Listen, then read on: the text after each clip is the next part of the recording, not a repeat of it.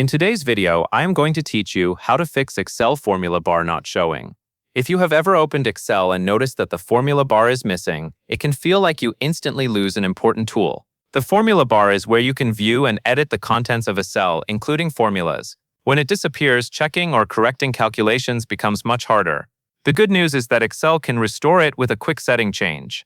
To begin, look at the top of the Excel window for the ribbon. The ribbon is the horizontal menu area filled with tabs like Home, Insert, and View. Find the tab that says View and click it. This step matters because the formula bar setting is controlled from within the View options. Once you click View, the ribbon will update and show tools and display options related to how your workbook appears on screen. After you are on the View tab, take a moment to scan the ribbon. You are looking for a section called the Show group.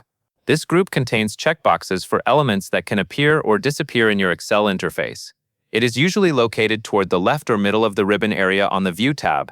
This part of the screen is important because the formula bar toggle is located right there, alongside other display options. Now locate the checkbox next to formula bar within the Show group. You may notice that it is currently unchecked, which is why the formula bar is not showing. Click the checkbox next to formula bar. Soon as you select it, Excel will immediately restore the formula bar to the top area of your worksheet, typically beneath the ribbon. You do not need to restart Excel or close and reopen your workbook for this change to take effect.